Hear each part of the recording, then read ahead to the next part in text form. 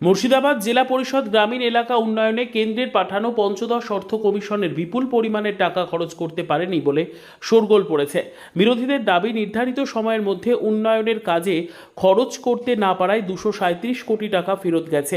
যদিও তৃণমূল কংগ্রেস পরিচালিত জেলা পরিষদের সভাধিপতি রুবিয়া সুলতানার জোর দাবি অভিযোগ সত্য নয়।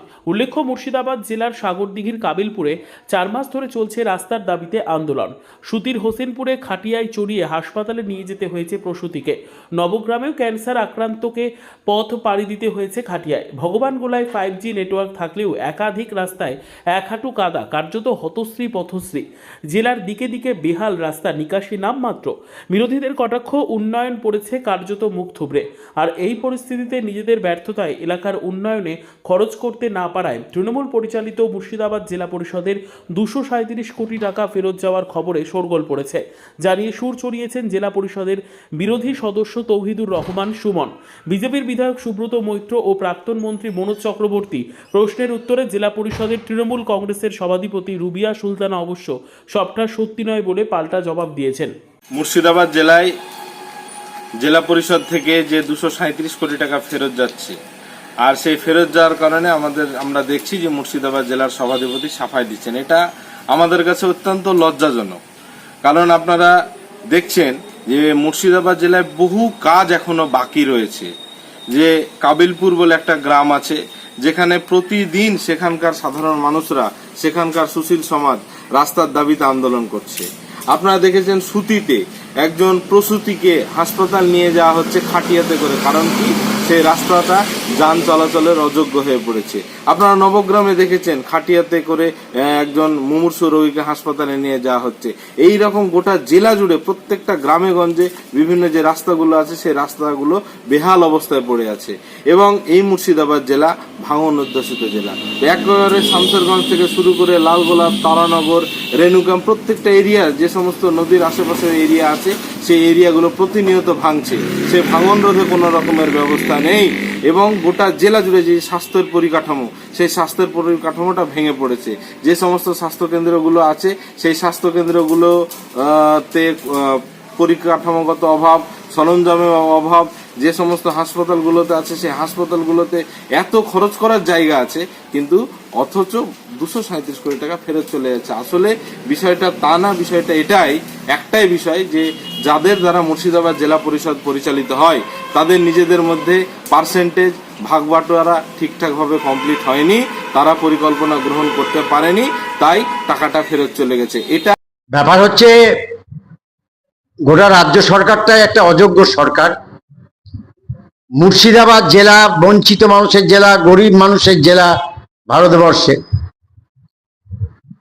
সেই জেলার জেলা পরিষদ যখন আমরা অধীরবাবুর নেতৃত্বে পরিচালনা করেছিলাম, আমরা দেখিয়ে দিয়েছিলাম যে উন্নয়ন কাকে বলে, কাজ কাকে বলে, কান দিয়ে নয়, চোখ দিয়ে।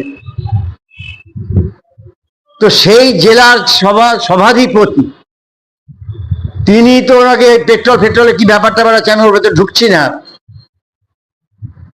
তিনি নিজেই বলেন এই 3 কোটি 2 কোটির বলবেন না, মানে দুর্নীতি 3 কোটি 2 কোটির বলবেন না, বড় বড় বলুন। তো এ তো তার সম্বন্ধে হিয়ারসে আছে। তো দুর্ভাগ্য আমাদের, টাকাটা আমাদের সবারই, জেলা পরিষদের নয়, গভর্নমেন্টের নয়, জনগণের। সেই 337 কোটি টাকা ফেরত গেছে, মানে এটা অযোগ্যতার একটা নিদর্শন। টাকাটা অন্য জেলা পেয়ে গেল। আমরা ভাঙা রাস্তা, ভাঙা ড্রেন, ভাঙা সাইকেল, ভাঙা জল নিয়ে চলছি, আর উনি টিভিতে বড় বড় বিবৃতি দিচ্ছেন আর ফটোশুট করছেন।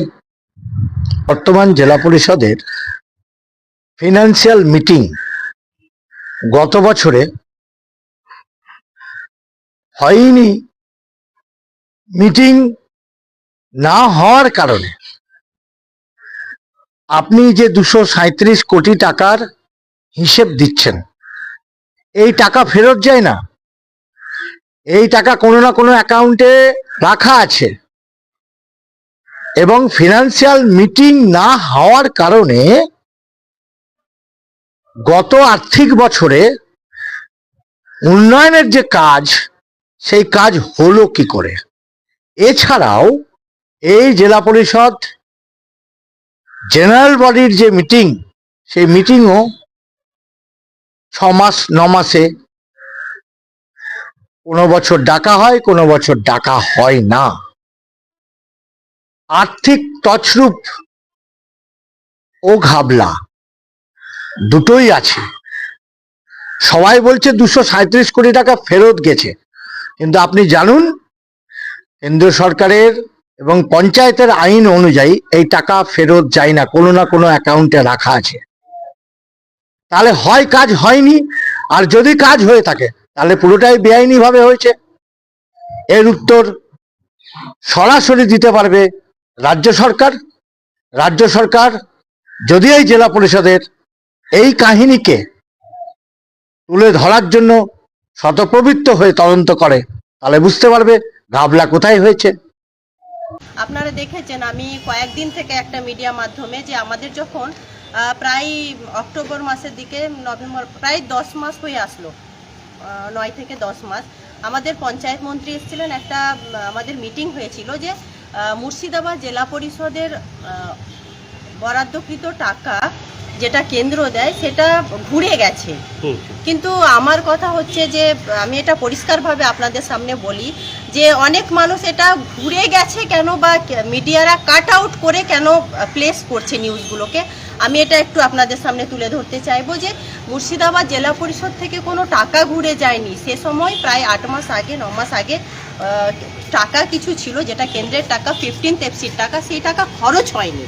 মুর্শিদাবাদ জেলা পরিষদ মানে ত্রিস্তর পঞ্চায়েত, আমি বারবার বলি 3টা স্তরে খরচ হয়নি, যেটা টোটাল সেট অ্যামাউন্টটা বোঝায়। এবং একটা অ্যামাউন্ট দেখছি কারা উইদাউট ডকুমেন্টস, তথ্য ছাড়াই তারা কেউ রিপ্রেজেন্ট করছে যে 237 আরও কিছু কিছু। কিন্তু আমি একটাই কথা আপনাদেরকে বলবো যে এটা 9 মাস আগের কথা। সে সময় এই অর্থটা, কিছু অর্থ প্রায় তার হাফ হবে, অর্ধেক অর্থ খরচ হয়নি। কিন্তু একটা কথা যে এখন সেই অর্থ সম্পূর্ণরূপে খরচ হয়ে গেছে, কোনো রিটার্ন কোনো মানি যায়নি কেন্দ্রে, এটা আমরা বলতে চাইছি। জানি না যে আমি একটাই কথা বলবো মিডিয়া ভাইদের উদ্দেশ্যে যে আপনারা কাট আউট করে যে কোনো খবর করবেন না, এটা আমার আপনাদের কাছে অনুরোধ।